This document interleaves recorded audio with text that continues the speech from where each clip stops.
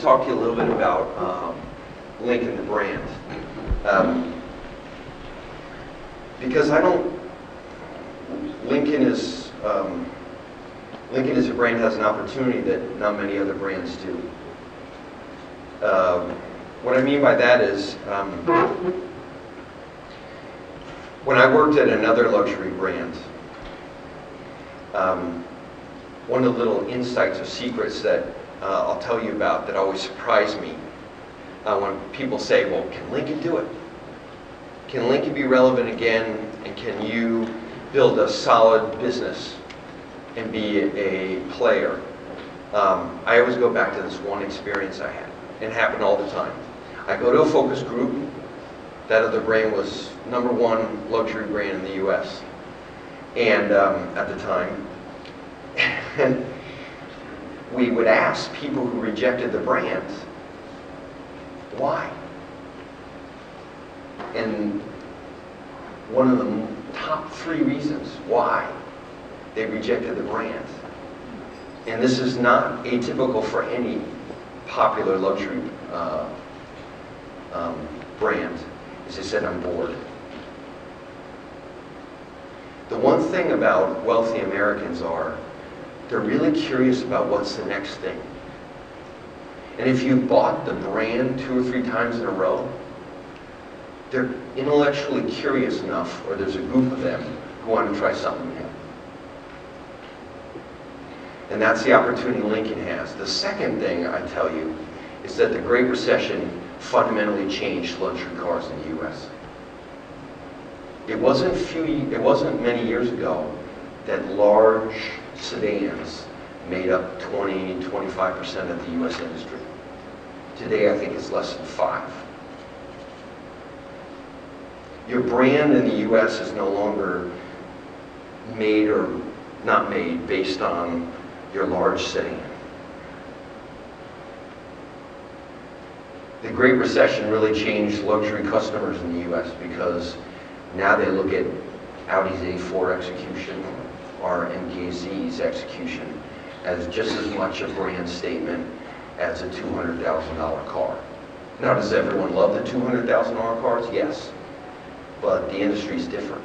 You can see it in the sales. The large sedan market is literally dropped in half in just a few years. And in that way, Lincoln is fortunate, maybe even lucky, because we're coming into a market where the big brands are fighting it out for leadership. You'll see that in the next 3 months. And our ambitions aren't to be #1. Our ambitions are to be a different kind of brand. So our vision is to be an alternative choice for a personalized product. Human, warm, not cold, not type A, surprising, a bit unpredictable. It'd be the brand that would figure out social media. It would be on the marketing side. It would be the brand that would come out with an affordable luxury sedan that didn't feel like everyone else's. That had kind of a new combination of personal feeling to it, but it didn't have to be a specialty car, like a 4-door coupe or a $200,000 sedan. We want to democratize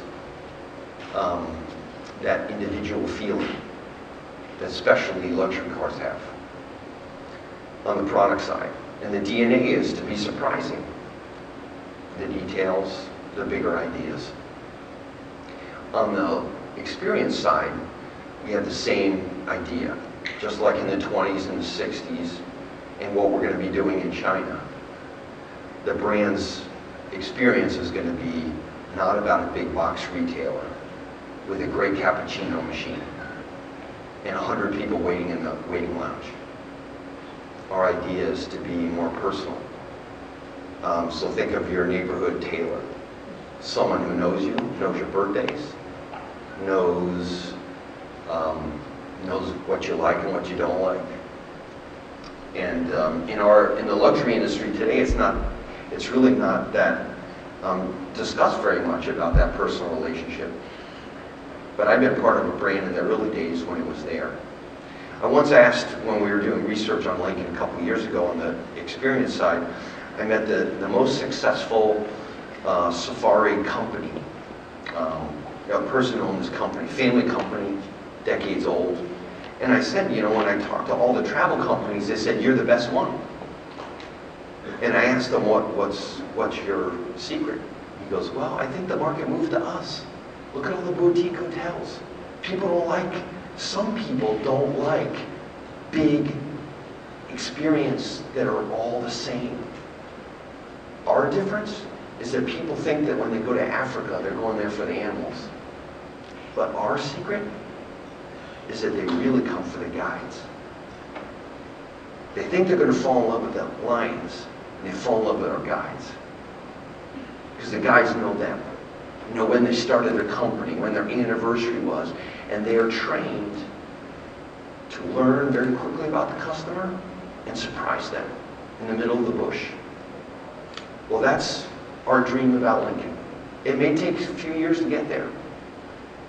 It's not ambitious like a Ritz-Carlton or a Four Seasons. It's ambitious because we want it to be very personal. And that's our brand. A product that feels individual, that's in the heart of the market though. It's not aloof. And an experience that's very personal. It's different, but it's who Lincoln has always been. And we decided to go to China as a brand because we've seen the Chinese market change. It's not only about how much you can buy and how much you can show off. There's a very new, exciting luxury customer in China. It's starting to be written about, but when you go to the focus groups and you listen to Chinese customers, they're more reflective. The new customers want to know about your brand's history and your authenticity, and they want to know, they want to reward themselves more and more now, and less about showing others they've arrived. And it's the perfect time with Lincoln's reinvention with the vehicles that we can think about delivering a service in China from scratch and an automobile that fits that new experience. They would say stuff like, you know, I love Brand X's cars, but when I go to their dealership, it's cold. I don't know what they stand for. I want to learn more about them. And I want them to do things that surprise me. It was almost the same as what I heard from the Safari company. And that made us think, you know, this is a real opportunity for us to be a fresh new brand, not just here in the US, but in a market like China.